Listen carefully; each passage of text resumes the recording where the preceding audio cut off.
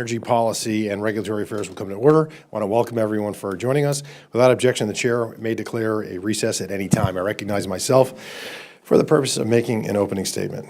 Today we are here once again to examine the Biden-Harris administration's decision to effectively ban liquefied natural gas, or LNG, exports to non-free trade agreement countries.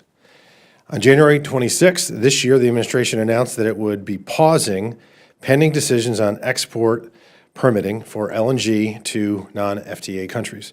This surprise decision was yet another example of this administration's efforts to kill American independence and American energy independence. This is, let's make no mistake about it, this is an effective ban. One person's ban is another person's pause. But this committee has been conducting oversight to understand what led to the administration's decision. Unfortunately, the administration has refused to be transparent. On April 18th of this year, the subcommittee held a hearing with Assistant Secretary Brad Crabtree. At our hearing, Mr. Crabtree testified that the new department analysis to evaluate whether additional exports were in the public interest was, and I quote, well underway, unquote. A few weeks later, on May 23rd, Secretary Granholm appeared before our full committee. Secretary assured the committee that the study would be completed and the ban would be lifted during the first quarter of 2025. Since the ban was instituted, energy companies investing in new LNG export projects have struggled to navigate an uncertain future, because what they're looking for, as any business is looking for, is certainty and stability so they can invest and create, incidentally, high-paying American jobs. The holding pattern imposed by the ban has led to a significant number of project delays, high regulatory and legal costs, and a great deal of uncertainty for the workforces and communities supporting these large-scale, capital-intensive projects. Research by the National Association of Manufacturers found that nearly 1 million jobs would be in jeopardy over the next 2 decades should the ban remain in place. So how did we get here? And who was really responsible for the decision? The motivations appear to be entirely political, and that's very unfortunate. Reports indicate that before the ban, the White House met with activists and TikTok influencers, not making that up, who were adamant that the administration take radical steps to address climate change and eliminate fossil fuels. John Podesta, the senior advisor to the President for International Climate Policy, engaged in these meetings, calling into question what information the administration relied upon to impose the export ban and risk the ban's significant economic and national security implications. Ongoing FOIA litigation led to an organization called Government Accountability and Oversight, sought to uncover information supplied to the Department of Energy headquarters before the January 24 decision. And as it turns out, there may have already been a 2023 study in existence that the department kept under wraps and is still fighting to withhold. It appears possible that when the information the department had did not fit the narrative pushed by the White House, that information was buried in an attempt to clear the way for a more politically favorable analysis. This administration has been steadfast in its efforts to cripple American independence. After and hiding inconvenient facts from the public to support radical activists is yet another example of these efforts. The U.S. LNG exports are crucial not only to American independence, but also amidst a fragile geopolitical environment. From the Israel-Hamas war to the Russian invasion of Ukraine to the growing threats posed by an ever-aggressive China, countries across the world have heightened awareness of their own energy reliance. The U.S. plays a significant role in helping these countries meet their future energy demand. Withholding our LNG potential simply to appease climate extremists fails not only to help our allies, it doesn't help our citizens here at home either, and who incidentally work tirelessly to keep the power on, not only in this country, but around the world. The incoming Trump administration should reverse course on these short-sighted actions and usher in a new era of U.S. energy leadership. Reports show that President-elect Trump plans to lift the Biden-Harris LNG export ban and increase American energy production early in his administration. I'm concerned, however, about the reports that the Biden-Harris administration is rushing to complete its final study and skew the record before the incoming Trump administration can undo the damage already done. I want to thank Mr. Crabtree for appearing to testify here today. Senior Advisor to the President, John Podesta, declined to participate in today's hearing despite our invitation. And there's a chair for him. If he's watching, he's welcome to come anytime. We'd love to have him. This is unfortunate, his absence, considering there's many questions that this committee believes he could help answer. I urge the White House to preserve their records and ensure them that we will be obtaining the information we seek one way or another, particularly after the 20th of January. I now recognize the ranking member for purposes of making an opening statement. All right. Well, good afternoon, everyone. I'm grateful for the opportunity to be here. Thank you, Mr. Chairman. Thank you to our Assistant Secretary for being here with us today. As was mentioned, this is a rehash of a topic that we've already covered in this subcommittee. And in fact, we've already had 2 hearings on gas stoves, 2 hearings on how the government has forced electric vehicles, and now a second hearing on this 1-year pause reviewing applications for LNG exports. This is a politically manufactured non-issue. This is actually not a ban. This is about using the best available economic analysis and science to understand how LNG exports affect American consumer markets, how they affect the price of oil and gas here in the United States, how they affect prices for consumers here in the United States, and in light of supply and demand issues, especially with foreign wars, with constraints on gas exports in other countries, and other impacts, including climate change and social justice and environmental impacts, what the implications are for expanding our capacity. I think any good business would want a good, sound economic analysis. And if the United States is a business, as we know it is, it's in the business of making sure that the American taxpayers get a good return on any investment that we make or any sale that we get from American resources, then it is who of us to do our due diligence to make sure that the energy that is being produced here in the United States, the infrastructure that the United States is investing in, and the places in which that infrastructure goes does not have an undue impact on our economy, on American families, on oil and gas prices, and on the environment and the global climate crisis. And that's really what this all comes down to. So this is about modernizing and understanding the state of play, especially after we've come out of a historic pandemic and global disturbances in international gas markets, to understand what's going on. Which seems pretty reasonable, but oftentimes, in this committee, things get spun in a way that sounds like there's some vast conspiracy theory. And I think it's important to just be real with the American people. We are literally 2 weeks out from adjourning for the holidays. On January 20th, we'll have a new administration. They've made very clear, it was just stated in the opening statement, that their intention is to vastly expand LNG exports. And that has nothing to do with American energy security. That has everything to do with expanding opportunities to sell American oil and gas overseas so that American companies can profit from the pumping that they're doing here in the United States. We are energy secure. And in fact, as somebody who also comes from an oil and gas state, we have amongst the highest oil and gas pumping that we've ever seen in American history right now. In fact, just in our backyard. So this is not about energy security. And before I came to Congress, I was actually a staffer on the Senate Energy Committee. And I marveled often as a staffer when we would see these industry-led hearings come before the committee. And you always wonder, what are the conversations that were had with industry before they decided to hold hearings like this?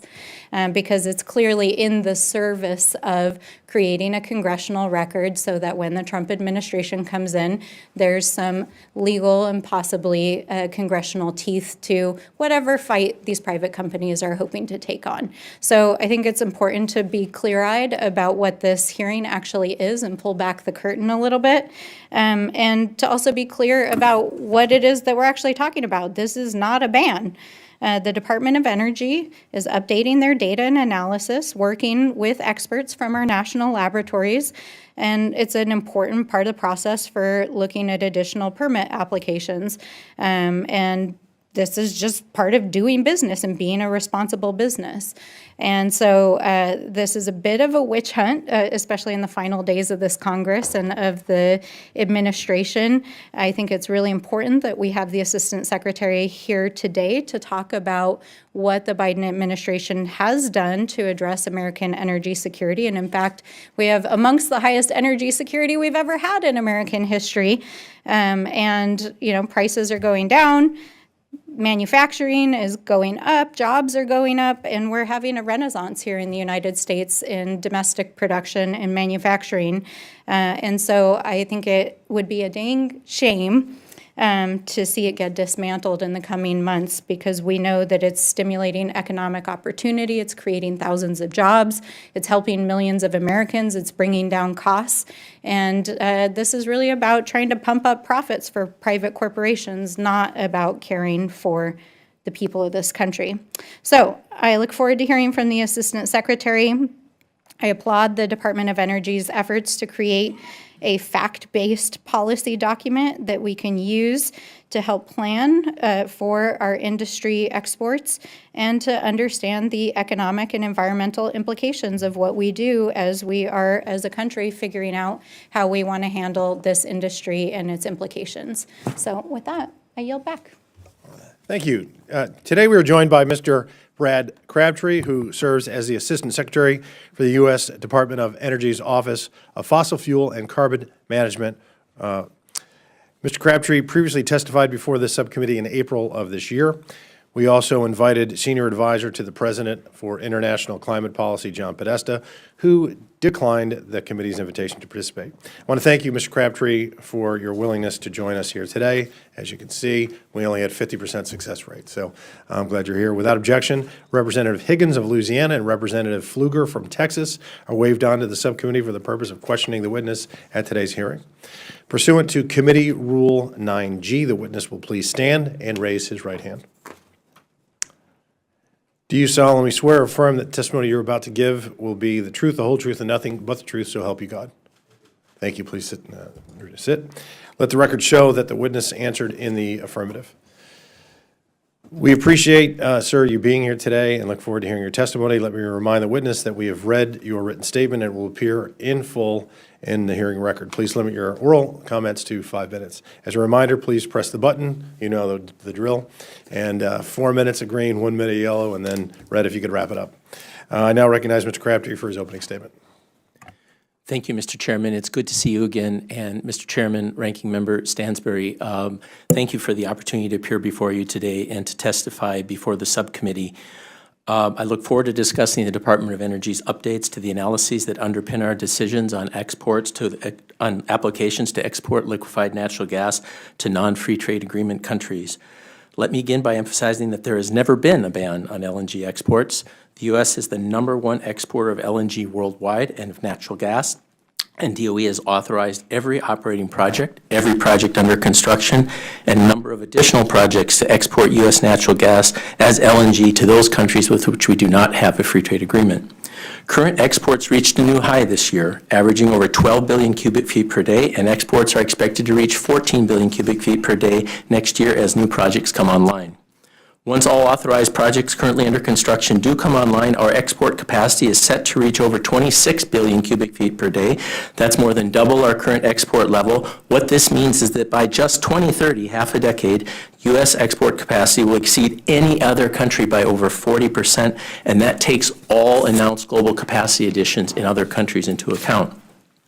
Our total level of non-FTA exports already authorized goes well beyond these numbers, with another 22 billion cubic feet of export capacity authorized, but not yet having reached a final financial investment decision. In short, the program I lead has authorized over 48 billion cubic feet in exports to non-FTA countries, 4 times our actual current LNG export levels and nearly 45% of our current domestic natural gas production. By any measure, our export posture is strong and will grow dramatically during the remainder of this decade, regardless of future export approvals. With that context in mind, DOE needs to fully understand how additional authorized exports could impact our economy, community, energy prices for domestic consumers and manufacturers, international partners, and the environment. To that end, earlier this year, DOE announced that we are undertaking a review of the economic and environmental analyses, again, that underpin our public interest determinations. We also announced that we would pause final authorizations pending applications while we conducted the review. In 2011 and 2012, DOE commissioned 2 studies to examine the domestic economic impact of U.S. LNG exports. In December 2012, DOE published the first 2 economic studies. During that update, as with this one, DOE temporarily deferred its review of all pending non-FTA applications. Beginning in 2014, DOE undertook studies to evaluate the environmental impacts associated with LNG exports because the existing analysis did not account for the latest scientific understanding of the impact of greenhouse gas emissions. The most recent economic study, published in 2018, considered the total volume of non-FTA exports authorized at that time equivalent to 21.35 billion cubic feet of natural gas per day, and the additional volume of LNG requested for export in the then pending applications. DOE provided notice of each of these studies in the Federal Register and solicited public comment. This associated public comment process has been a valuable part of our decision-making ever since. I would note that one key difference between those reviews and the current update is we have seen the pivotal role U.S. LNG plays in safeguarding global energy security. We have also seen periods during which U.S. LNG exports had a noticeable influence on domestic prices, especially when demand outpaced supply following the post-COVID economic recovery. And we are seeing how LNG exports affect communities near liquefaction sites in both positive and negative ways. Finally, over the past several years, we have learned a lot more about greenhouse gas emissions from the natural gas supply chain and what actions can and should be taken to mitigate them. The forthcoming update of our economic and environmental analysis is both robust and comprehensive, and we expect to release the final study at the middle of by mid-December for a 60-day public comment period. Mr. Chairman, DOE is proud of its strong record of relying on the most up-to-date and robust data and analyses when making our public interest determinations. Without these updated analyses, applicants whose non-FTA export applications are approved by DOE could face likely legal challenges alleging that DOE improperly relied on outdated analysis in making its public interest determinations. This update underway ensures that DOE will rely on the most up-to-date and robust data and analyses to the benefit not only of U.S. consumers and the nation's economic competitiveness, but also to the applicants themselves who are seeking non-FTA export authorizations. Thank you, Mr. Chairman and Ranking Member, and I look forward to your questions. Thank you. It's unfortunate, I know. I now recognize myself for 5 minutes for questions. I think it's unfortunate that Mr. Podesta has declined our invitation to appear before the subcommittee today. These are questions that I would have asked him. I would have asked him how many times did he meet with TikTok influencers on climate issues leading up to or following the announcement of the LNG export ban. Would have asked him what if the White House was relying on TikTok influencers for policy advice when it pushed the LNG ban on the DOE. I'd like to know, did the White House vet individuals and activists from organizations that it spoke to about the LNG ban? Did they vet them for foreign influence or sponsorship? Did the Biden-Harris administration make the decision to institute the ban on the LNG exports in order to appease climate activists or in response to foreign influence or other conflicts of interest?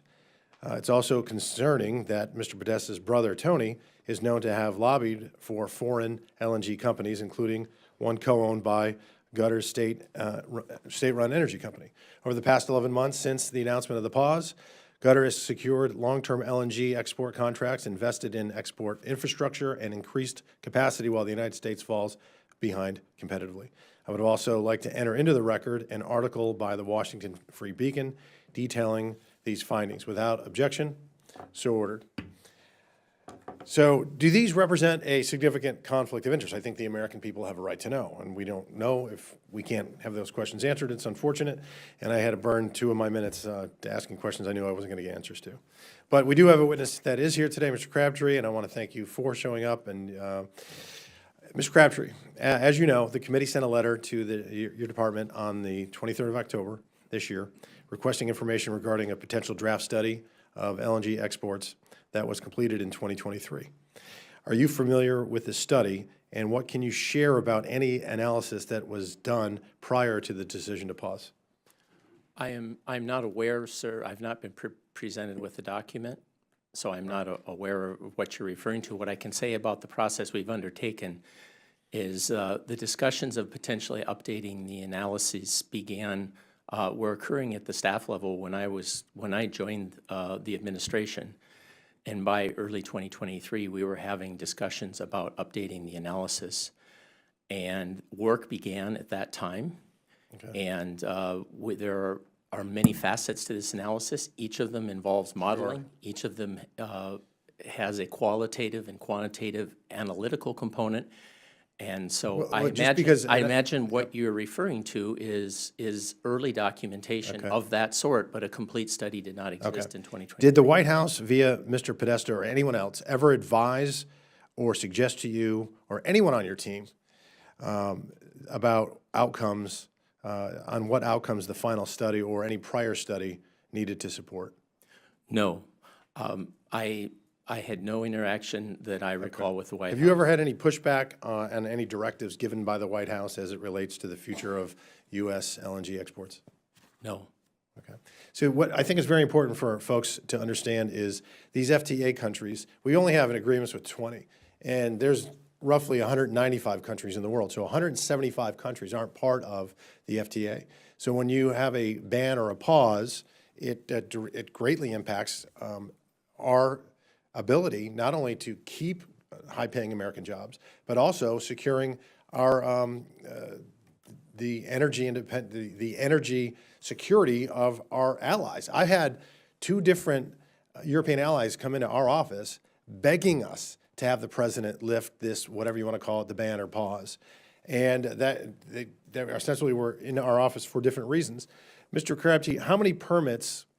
Because Democrats on the committee are claiming this was a pause and not a ban. So how many permits have been issued since January 26th, 2024 to non-FTA countries?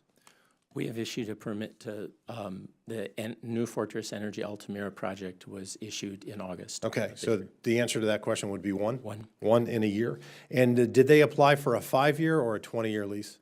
Applied for a 20-year. Okay, were they granted the 20-year lease? No, we granted them a 5-year because until we update our analysis, we need to be able to substantiate that standard. But you could do both. You could be doing a study and also having an American company export a vital resource, because they're either going to get it from New Mexico or Texas or some other state in our union, or they're going to get it from Moscow. I'd far rather have them get it from us.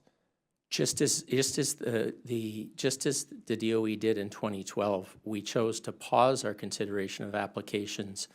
Oh, I know you did, and I think that was misguided. I think it was a big mistake. Now, this company that you issued the 5-year and not the 20-year permit to, there was also an inclusion where they couldn't just ask for, after 5 years, they couldn't ask for an extension. They had to wait 2 years. Is that correct?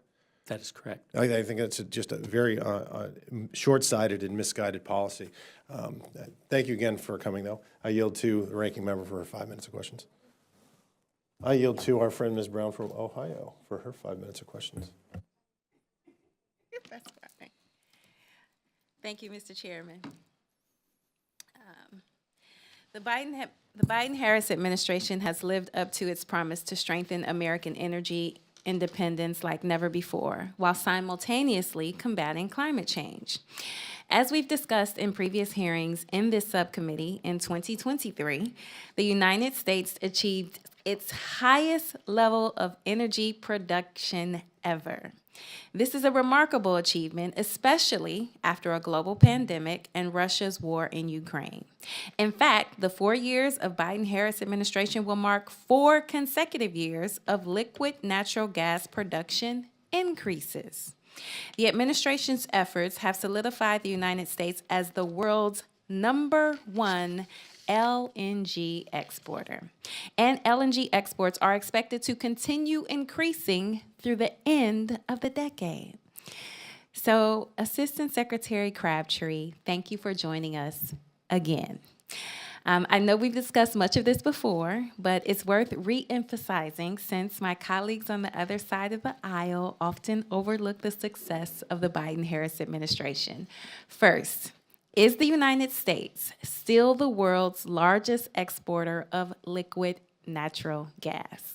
Yes, and we will continue to be the largest exporter in 2030 based on current approvals and commitments by other countries. Thank you.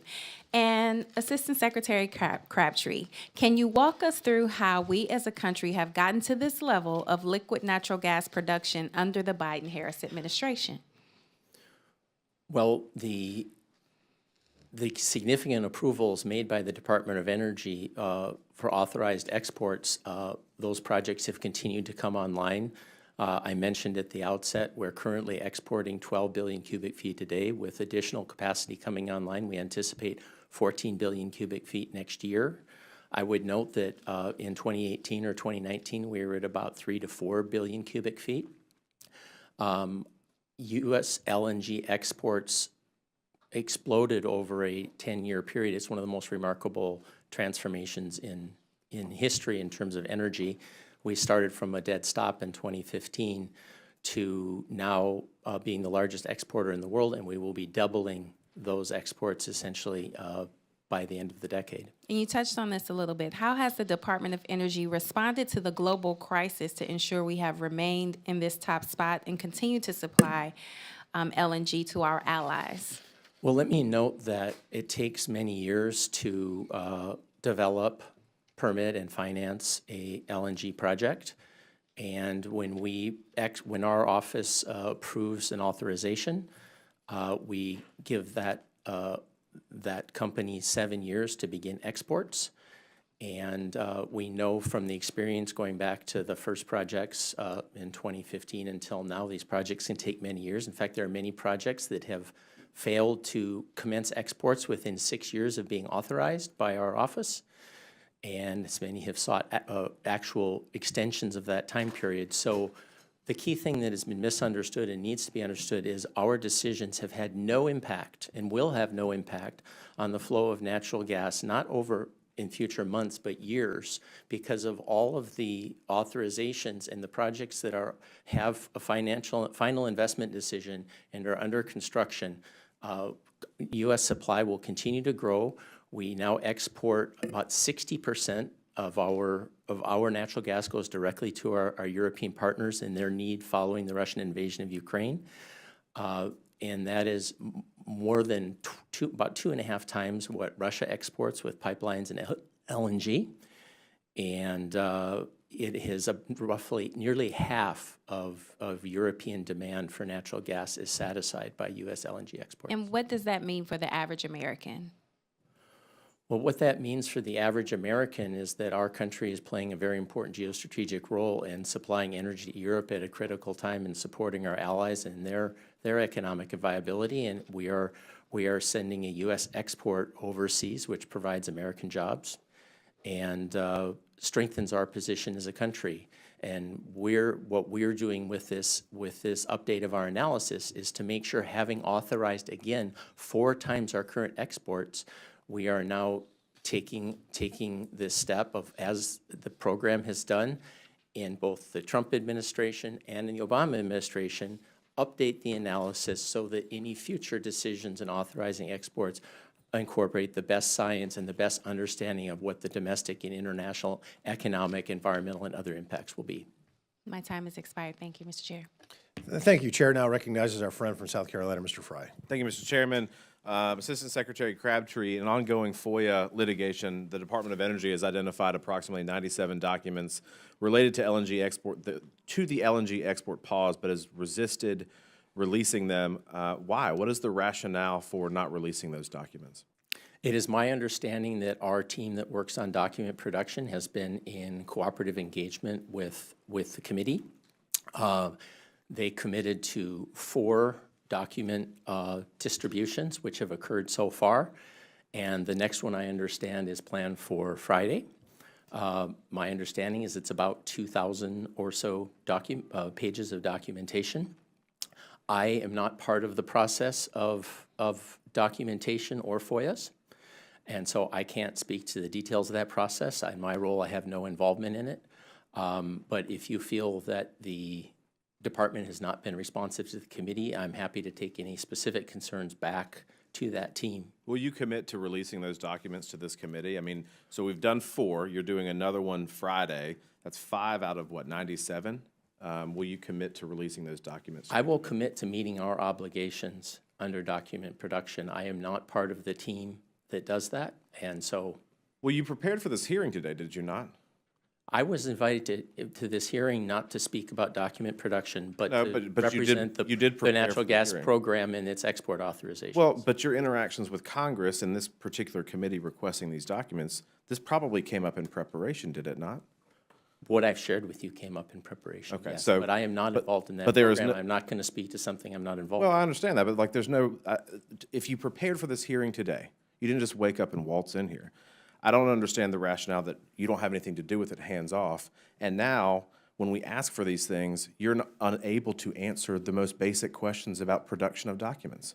Sir, there's another document, we've undertaken 4 document productions, and there's another one scheduled for Friday. I'm happy to take very specific concerns back. I'm not going to speak to something I do not have any involvement in. Well, hopefully that happens, but as the chairman indicated, we'll get them one way or another. Reports indicate that the Department of Energy relied on a study by Robert Howarth, which has been discredited by the Breakthrough Institute for its flawed methodology. Why was such a contested study given weight in this decision to pause LNG exports? The work of Dr. Howarth played no role in the decision to undertake the update of our analyses. I don't know Mr. Howarth. My team has not interacted with him, nor have I.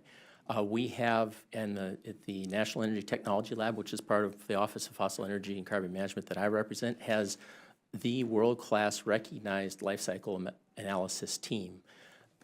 When we release the study mid-December, you will see that there is an entire component to the study on life cycle analysis. It has a methodology.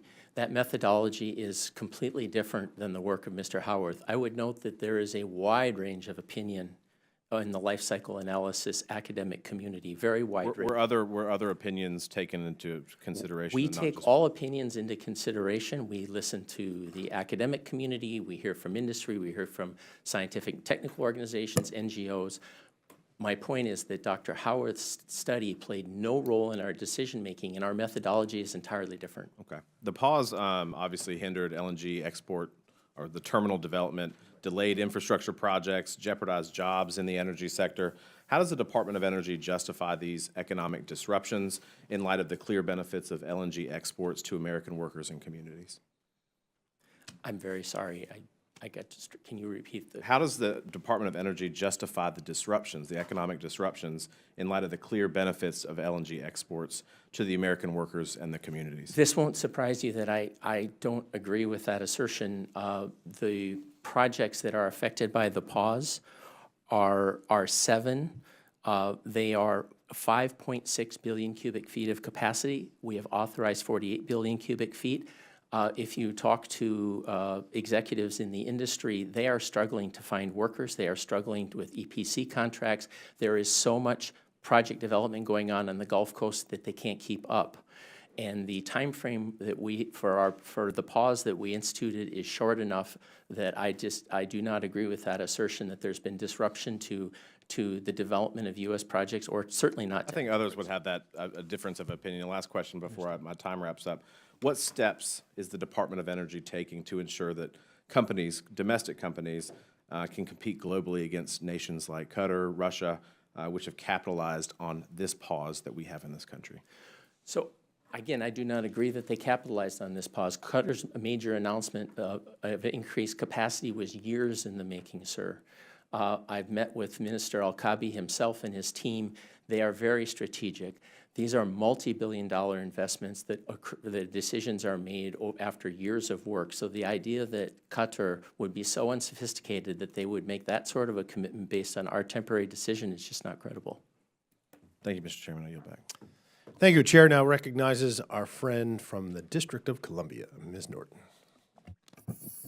Thank you, Mr. Chairman.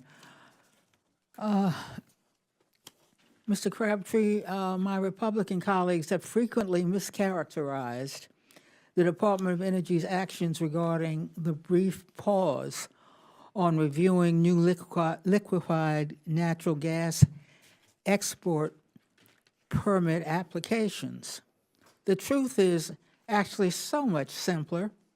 The Biden-Harris administration recognized significant changes in economic, global, national security, and environmental considerations for the liquefied natural gas industry.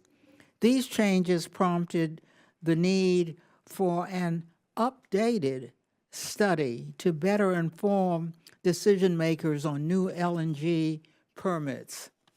Mr. Crabtree, can you give us a quick overview of the significant changes to the liquefied natural gas market that prompted a new study? Yes, thank you for the question. So the changes are multiple. One is, again, as I've already noted, the sheer scale of the growth of the industry here in the United States from 0 in 2015 to 12 billion cubic feet averaging this year and expected 14 billion cubic feet of exports. That is unprecedented growth of an industry from a dead start. And as far as our reasoning, so we, as it's been noted by the chairman, that natural gas provides a very important role, in the ranking member as well, a very important role in our domestic economy. We are a major global manufacturer and industrial producer in the world today. Natural gas at a low cost is of great benefit to our economy. We also have households which depend on natural gas for heating and electricity. And so we need to make sure that as we grow this, as this industry has grown, that we are making decisions about future exports. We've authorized over half of our domestic natural gas production for export. So we want to make sure that going forward that we're, one, making sure that we're supplying our allies, which we're doing, and two, that we're making sure that we continue to maintain low prices and our domestic industrial competitiveness and also affordability for households. When we were faced with the decision of whether to pause our analysis and to pause our applications and update our analysis, we were looking at incoming applications that would have put our authorizations for export at levels that had been higher than the DOE has ever even modeled. And so this was an appropriate time for us to take a step back when all this development is in the pipeline and happening on the Gulf Coast, to take a look at what would be the implications of even higher export levels from an economic, jobs, domestic prices, environmental, energy security, all those aspects. Do a science-based technical analysis so that future decisions about yet additional exports which are pending could be made responsibly. Well, Mr. Crabtree, how will the new study lead to more informed decisions on new LNG permit applications, and how will that benefit Americans at large? Well, so first of all, the current economic analysis we're working with is 6 years old, and as I had mentioned, we were only exporting 3 to 4 billion cubic feet per day when that study was completed during the Trump administration. And our latest environmental analysis is 5 years old. So we will now have more up-to-date analysis about the economic effects of increased export levels and the environmental effects. And the environmental effects are not only greenhouse gas emissions, but upstream and downstream effects of natural gas production related to export on communities, for example. Well, Mr. Crabtree, will the new study also help LNG companies to have applications before the department? Congressman, I appreciate that question because I think this is an important point that's getting lost. In 2012, the Obama administration undertook economic analysis of given levels of liquefied natural gas exports. When the Trump administration authorized exports, the Trump administration relied on the Obama-era analysis. During the Biden administration, in terms of the approvals that have been made by the Biden administration, then the team that I oversee in our Office of Fossil Energy and Carbon Management relied on the economic analysis from 2018 that was undertaken during the Trump administration. So there's a regular precedent of relying across administrations on the analysis of this program. And I would note that, and this is really important, in 2017, the Sierra Club challenged 4 of our export authorizations. This was during the Trump administration, and the DC court upheld those 4 authorizations, and it was in part based on the strength of the economic and environmental analysis that our program has consistently undertaken. Thank you. I yield back. Thank you. Chair now recognizes our good friend from Texas, Mr. Pfluger. Thank you, Mr. Chairman. I appreciate the opportunity to wave on. Mr. Crabtree, good to see you again. I'll start by saying I think the American public spoke pretty loud and clear on November 5th. So this is a great hearing, but we also have a mandate from the American public to actually unleash American energy. And that was at the top of the ballot, I believe, in every state. I want to get into some specifics, and I'll start by saying, was any analysis conducted by the administration prior to the January 26th announcement, specifically between January 1st, 2023 and October 31st of 2023? And how was it determined, that is, based on what specific factors and evidence, that an updated study was actually needed? Yes, Congressman, good to see you again. Thank you for that question. You were not here, but earlier I explained that we actually began work on the update in the time frame largely that you suggest. The discussions were actually going on with the career team when I was confirmed and started my work. Those discussions began in earnest in 2023. The thing that I think has been misrepresented in some of the news coverage and comments that have been made is that the analysis is multifaceted. The labs we're working with and the team we have at DOE are working on, there's the domestic GDP and price impacts. There are environmental impacts, both greenhouse gas emissions and other environmental impacts. There's a whole range of things that we're looking at. Each of those areas has its own modeling and its own quantitative and qualitative analysis. So in 2023, there were work products being developed that were not a complete study, but that were part of the process that's been ongoing since then. Let me jump to that. Have the DOE leadership or anyone in the White House received any reports or results, even if preliminary, of the export study conducted during those first 10 months that you're referring to? And did those reports conclude that there is no credible basis to restrict LNG exports? Is that what the initial report said, that there's no reason to restrict exports? No, that was not what those reports. So they said we do need to restrict. There wasn't a report. There were But different preliminary work products. information from the. Yes, you could not derive that conclusion from that work. Okay, so was there a conclusion derived that said to the president or the administration that you should restrict LNG? No, why nor was there one that we should increase it. It was not definitive in that way. Okay, let me move to the White House involvement. Sir, I would say it's an iterative process, like most modeling and analysis is. We agreed on assumptions as a team. We worked with our labs on an iterative basis. That's how DOE has done its analysis for years. And I just have to make this point. Across presidential administrations, DOE has been respected as one of the most significant scientific and technical organizations in the world. And when the study comes out mid-December, I think you will agree that this study is very consistent with that tradition. I think our problem, and the reason that this hearing is probably being held today, is because that science seems to have been departed from, especially when considering the public interest and whether or not it is in the public interest to export LNG when every country around the world is asking for it. The Howarth study, I know my friend Mr. Fry was discussing this. Does DOE reject Howarth's findings? Our methodology is fundamentally different from that of Mr. Howarth. I had said earlier, I don't know if you were in the room, that our National Energy Technology Lab Life Cycle Analysis team is one of the most distinguished in the world. The work that you will see mid-December for the life cycle analysis is their work, and the work of Mr. Howarth played no role in our decision to proceed with the analysis. And I would note again for the committee that there is a robust debate in the academic life cycle analysis community, as there are in many other academic communities, but DOE and its labs and the career staff do their own work, sir. So can you say that you reject Howarth's findings? No, I'm not going to make comments like that because the analysis is coming out mid-December, and I want all of you, industry, environmental organizations, the American public, to evaluate the study as the study when it's publicly available and not based on piecemeal on my comments. Has the White House directed DOE to finalize the study before January 20th? No, we committed all along to have this. So it was Secretary Granholm did this of her own ambition, and the president never asked her to do this?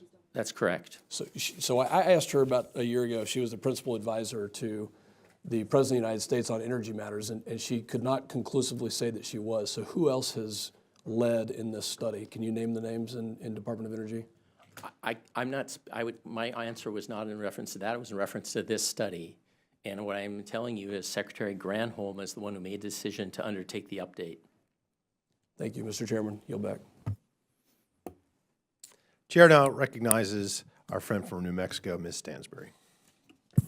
All right, well, thank you, Mr. Chairman. These are always interesting journeys into the inner psychic worlds of industry and whatever it is they're trying to get out of these hearings so they can make their case in front of boards and courts and boardrooms. But I like to go back to basics a little bit because I think one of the things that we can do in hearings is to help educate the public. I think for many folks who are not industry experts or not energy nerds like us, they may not even know what exactly LNG is. Why do we export it? Why is the United States the largest exporter of LNG? How did we get here? So I wonder, Assistant Secretary, could you just briefly kind of give us a quick primer on what is LNG? Where does it come from? Why is the U.S. exporting so much of it? Why did we need to do a study about it?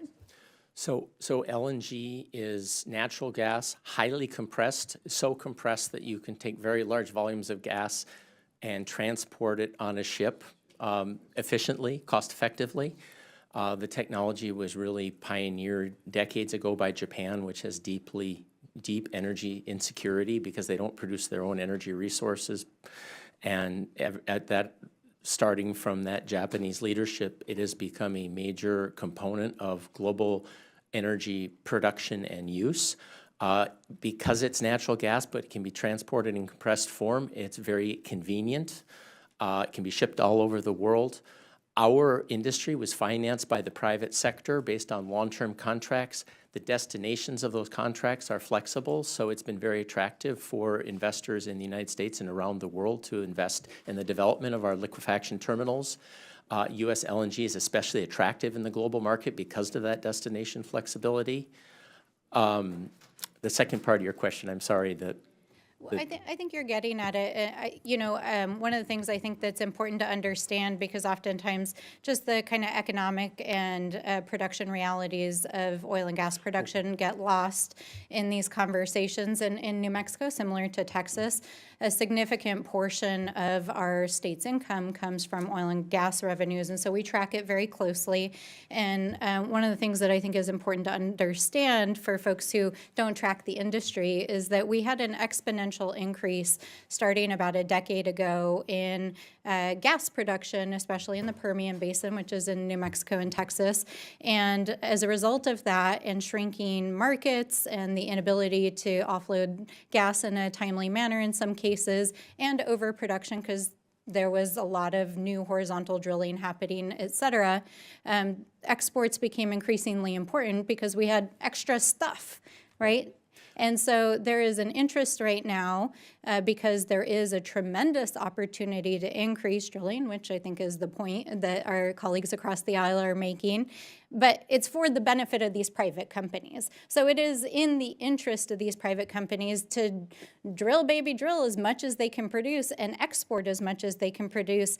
But one of the constraining factors is infrastructure to actually get it onto ships and actually send it overseas.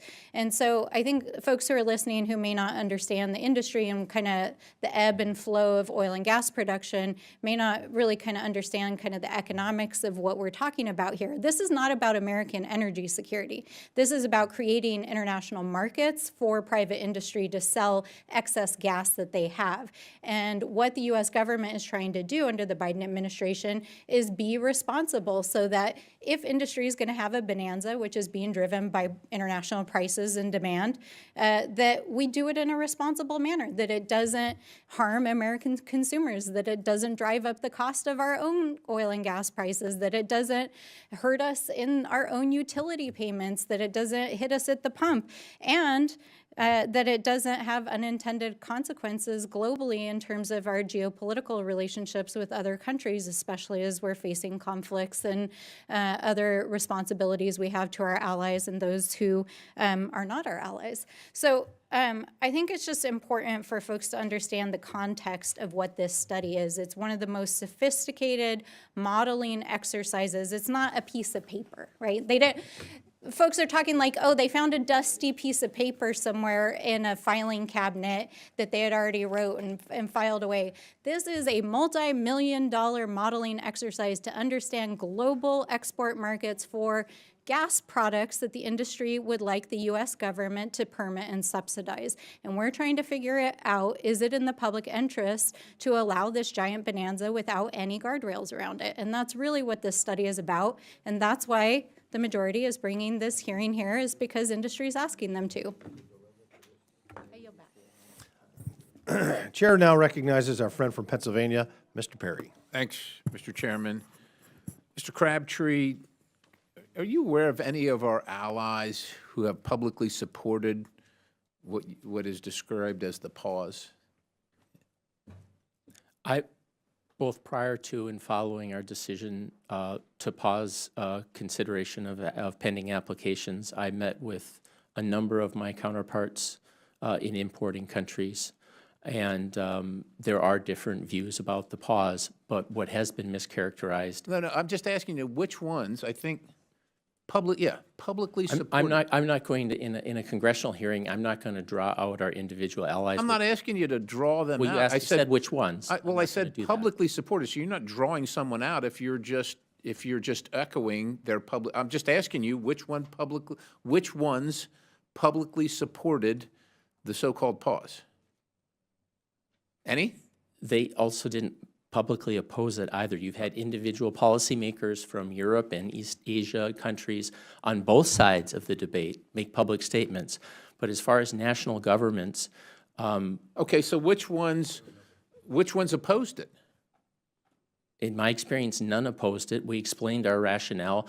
We explained how our decision does not affect natural gas So exports nobody to these opposed it- countries until 2030, Right. and that will, under current Okay, so authorizations, but under you're- construction, will be doubling our exports. But So it was in that what context you're that we implying engaged is allies. that no one opposed it and everyone. I am not aware of public opposition. There is a range of views that there and is are- in this country among individual Yeah, I get it. policymakers in those countries, clearly, yes. But are you aware that anybody publicly supported it? Any? No, but I'm saying that in But it's important because what you're implying is that they didn't publicly support it, but behind closed doors, just to me, they were all for it. They just didn't want to say so publicly. I'm not suggesting that. Okay, well, as long as you're not suggesting that, let me just move on. There are 97 documents, approximately 97 documents responsive to a FOIA request submitted by the public interest group Government Accountability and Oversight regarding the department's study of LNG exports. Why is the department refusing to release those documents?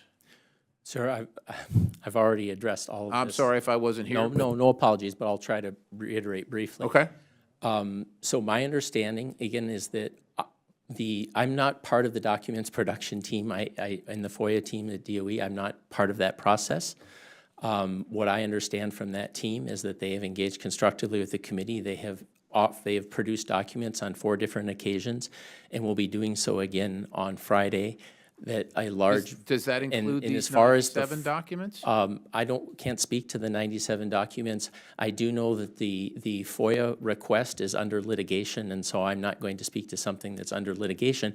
But in any case, I'm not involved in that process. What I offered to your colleague earlier is that if there are specific concerns about responsiveness or how this is being approached, I'm happy to take that back to the team and have a follow-up Let me ask meeting you with this, your Mr. staff. Crabtree. 16 states sued the administration And in response, a federal district court issued a stay against the pause going into effect, but the administration appears in violation of that. Why would that be?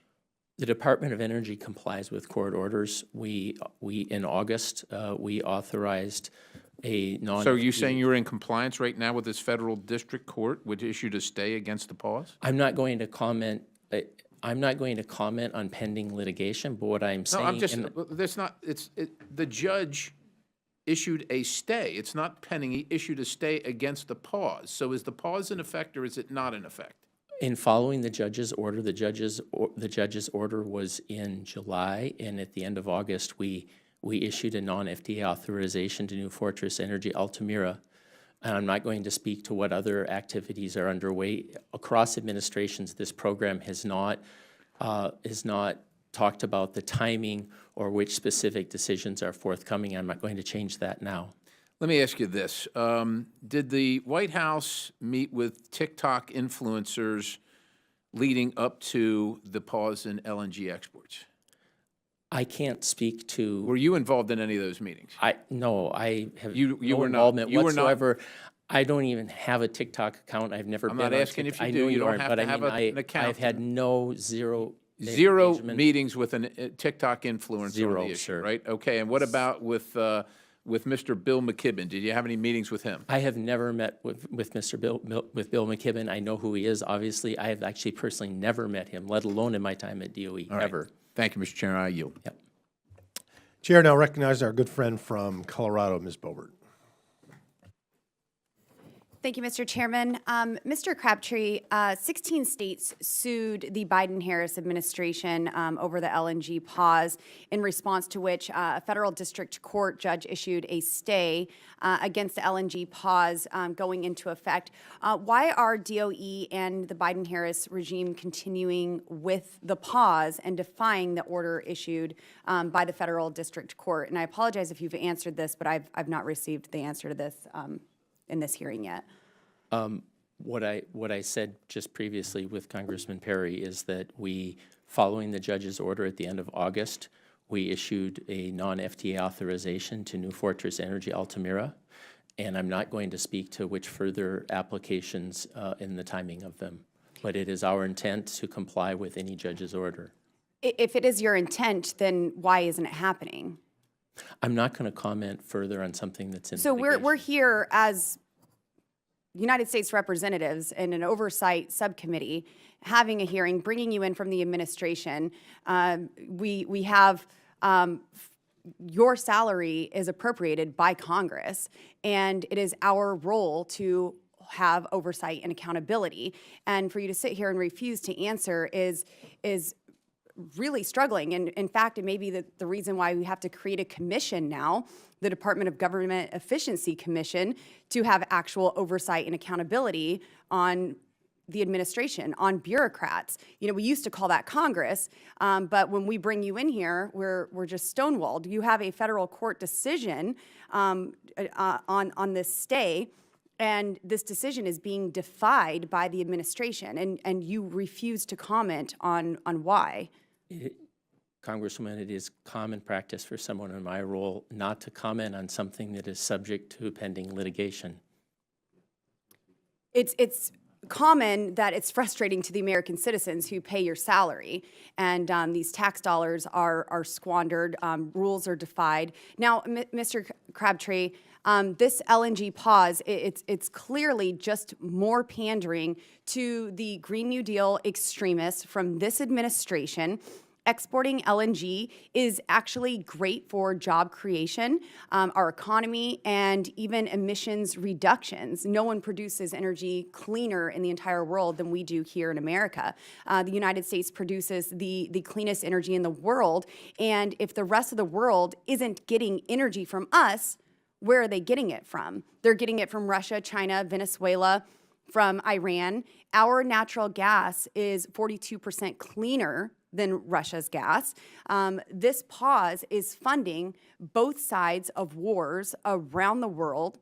And we need to stop buying oil and gas from Russia, stop begging OPEC, Venezuela, and even Iran to produce energy for us, and start producing and exporting American energy and creating these American jobs. And I'm confident that the next administration, with President Trump's leadership, will prioritize our natural security and our energy security.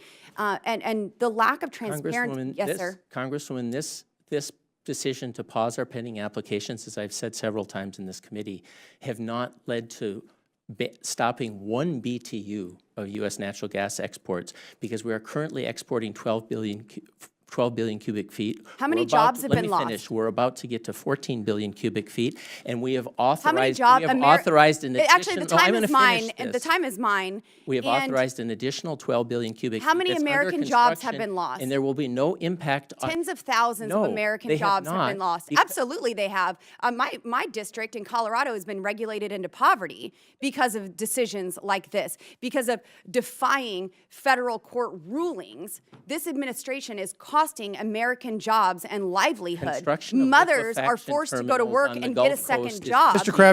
Crabtree, can you let the member finish, please? And then you can Now, the lack of transparency by DOE is demonstrated not only by the DOE's withholding of the FOIA documents that could answer legitimate requests, but also by DOE refusing to give members of Congress answers to their questions about the LNG export pause. And that's what you're doing today. You're refusing to give us answers here that we are trying to seek. Why is the DOE not responding to questions asked by members of Congress?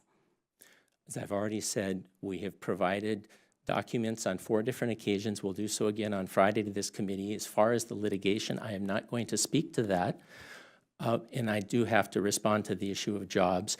Right now on the Gulf Coast, the development of liquefaction terminals is proceeding at such a pace that they're having challenges finding the time has expired. I do want, did the Biden administration make the decision to institute a pause on LNG exports to appease climate activists? No.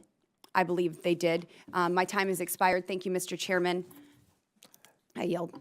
Chair now recognizes our good friend from Louisiana, Mr. Higgins. Mr. Crabtree, you know I am. Do you know I am? Yes, sir, I do. And good to see you again. That's my district that's been most severely injured by this pause, which has in itself injured the planet, because we most certainly produce the cleanest LNG and transportable, affordable energy for the entire world to consume. And the pause in permitting has created quite a crisis of continuity on massive projects that require international investment. You know these things. So I'm talking to you right now, Mr. Crabtree, and you're talking to me. Is of minor importance what you told other members during this hearing or what you will tell other members after I ask you some questions. What's of major importance is that when I ask you a question, you answer it. And don't raise your finger to me. Good sir. Are you the Assistant Secretary for the United States Department of Energy, Office of Fossil Energy and Carbon Management? Yes, sir. Do you lead and direct the fossil energy and carbon management research and development programs? Yes, sir. Thank you. So a court, if it's okay with you, is Article 3. It's part of our Constitution. A court makes inquiries and as official statements and writ of the historical record, and part of this court's historical record was reference to the frequently mentioned report here we can't seem to get our hands on. That a second search on Hotel Quebec 2024-02097 Foxtrot was completed in August 2024. The DOE has subsequently identified 97 potentially responsive documents totaling 4,354 pages.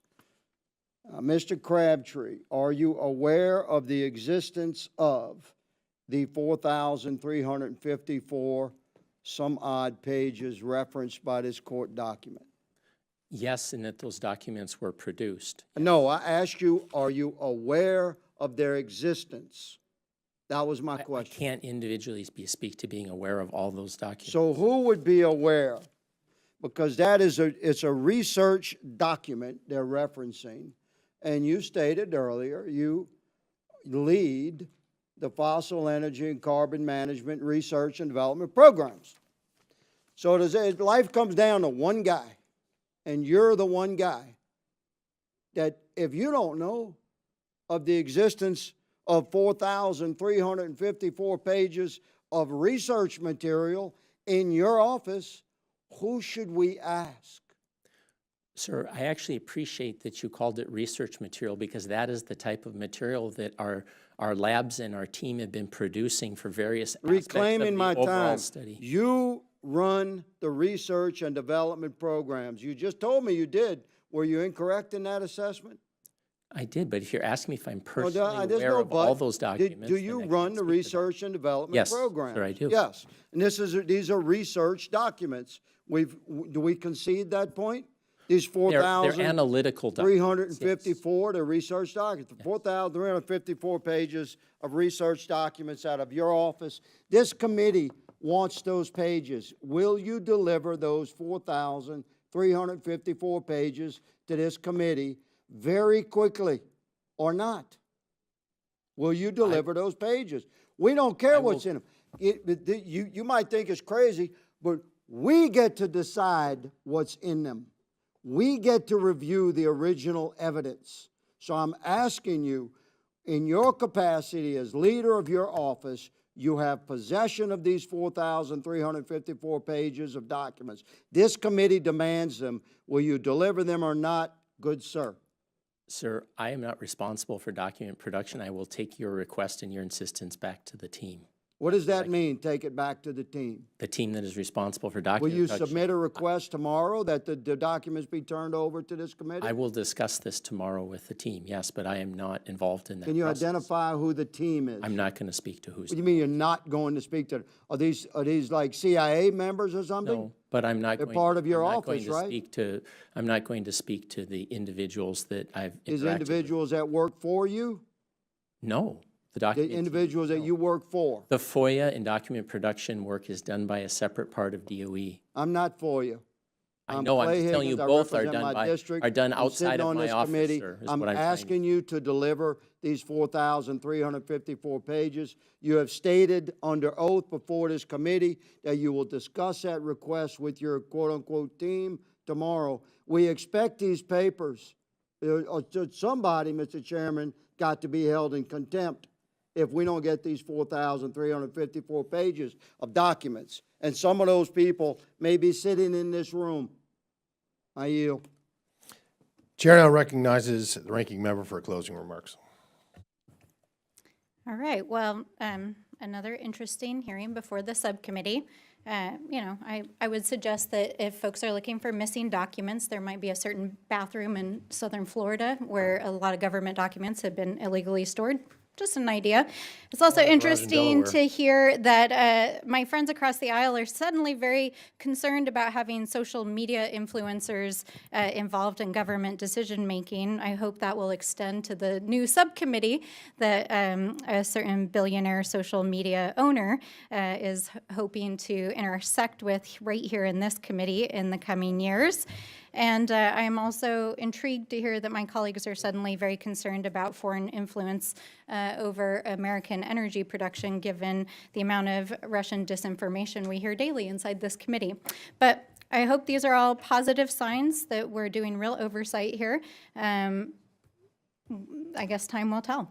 I would like to ask for unanimous consent to correct the record here. I've got Reuters article from March 28, 2024 that talks about the oil boom under the Biden administration and how it has fueled job production here in the United States. Would you like to enter that into the record? Yes, please. Without objection, so ordered. All right, so I think it's great to end on a factual note.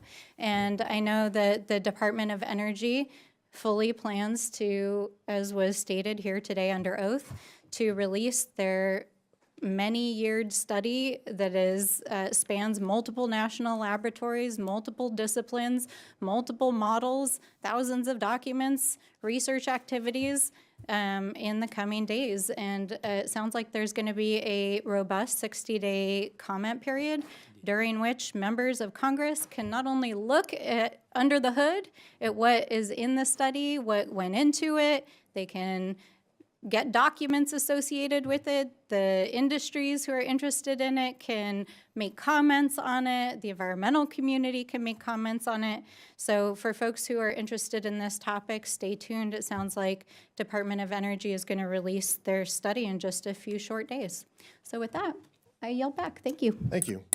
So we, now recognize myself for a closing statement. We said repeatedly, we heard that this was a brief pause. A brief pause is a few days or even maybe a couple of weeks. It's not a full year. And one of my colleagues asked about what industry discussions occurred before this hearing or what industry discussions occurred to prompt this hearing. Did industry ask for this hearing?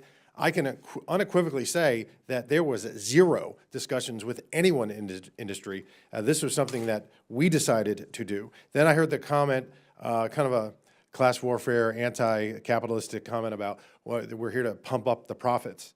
Well, I would rather have American jobs created and sustained and supported than jobs in Qatar or Russia or Saudi Arabia, Venezuela, et al. I am rooting for American profits. I am rooting for American prosperity. I don't want American poverty. And, you could definitely have done, Mr. Crabtree, this study while also approving new export permits. You could have done both. You didn't have to do, it wasn't an either or scenario. They didn't need to be mutually exclusive. And then we heard about, well, we have record highs of energy production. A lot of this happens, what we produce today is because of policies that were set in place 5 years ago, 4 years ago, 7 years ago. There is a lag time that needs to be mentioned. And it takes years, and there is a ripple effect. And then for someone of your stature, Mr. Crabtree, to say that a year-long pause has no impact is inane, and it's fatuous. I mean, it's really remarkable that you made that claim. And I think on November 5th, the American people made it very clear that they were tired of an administration playing politics with their future. Enough is enough. When we have members of other nation states and allies come into our office unprompted and beg us to see if there's anything that we can do to have this pause ban lifted, it's really telling. And it's chilling that the president didn't even know, it wasn't seemingly aware of the impact of this pause. And we've seen unnecessary damage done by this administration across industries, and especially the energy sector, by leftists that want to demonize energy production. We're not in a situation where we can go completely renewable. I know that that's what they teach these young kids in college campuses, but it's not factual. We are where we are. And then to have the President of the United States at a State of the Union address say that we may need fossil fuels 10 years from now is, again, ludicrous and to the extreme. Now, we'll see what happens 10 years from now.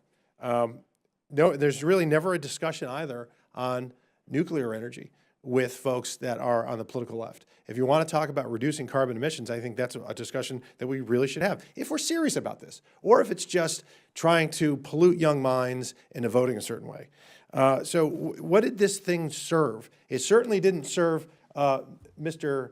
Higgins' district and the energy workers in Louisiana, and wondering why their paychecks are, they're going to have a paycheck, a steady one, after these stalled LNG exports on the Gulf Coast.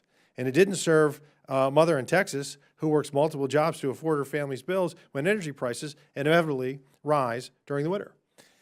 Who will it really serve is leftist climate activists so they can feel good about themselves at cocktail parties that they're doing something good when they're not. They're causing far more harm. American families, suffer when we're not dealing with the realities on the ground. But there is good news.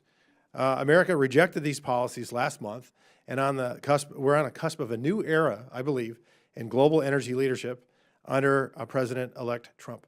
I think what we will see, not only in the next 4 years, but in the next decade plus, is a renaissance of American energy. And the incoming administration has vowed to end this political nonsense and return common sense policies that benefit all Americans. And the value of LNG exports provide our economy and the energy sector of our allies. I mean, it's synergistic, and it does create a boost, and it can't be overstated. The U.S. is uniquely situated. We've been blessed by history to meet our energy needs at home while at the same time maintaining a strategic advantage of supplying the world with clean, affordable energy. And the more energy that we can produce, we do it cleaner, and export to our allies, it really does put us in a position, former Secretary of State Pompeo was saying when he would negotiate with other nation states and his counterparts and heads of state, it gave him more leverage because we have what people need. And that's, it's all interrelated. And a recent study published in the Sustainable Chemistry and Energy, they found that the American LNG delivered to Europe had a greenhouse gas intensity 22 to 53% lower than previous studies, meaning that previous assessments overestimated the environmental impacts. I'd like to enter this study into the record so our colleagues at the DOE may review these findings, and without objection, so ordered. In the coming years, the world is going to continue to need more energy, not less. And the American people know this because they're living with the impacts of these short-sighted decisions every day. Mr. Crabtree, I am sorry that this administration has put you in a position to have to defend policies that are not in the best interest of the country. It's a failure at the highest level, and the energy industry will not soon forget the harm done by your colleagues. As the 118th Congress soon comes to a close, we have an opportunity to turn the page on the last 4 years and put the interests of the United States front and center once again. America is blessed with an abundance of resources to fulfill our future energy needs, as well as those of our allies, and a workforce is eager to make this possible. The incoming Trump administration is committed to supporting energy workers, both in my home state of Texas and across the country, New Mexico included. And I look forward to the next 4 years ahead. With that, and without objection, all members will have 5 legislative days within which to submit materials, to submit additional written questions for the witnesses, or in this case, the witness, unfortunately, which will be forwarded to the witness for his response. If there is no further business, without objection, the subcommittee shall stand adjourned.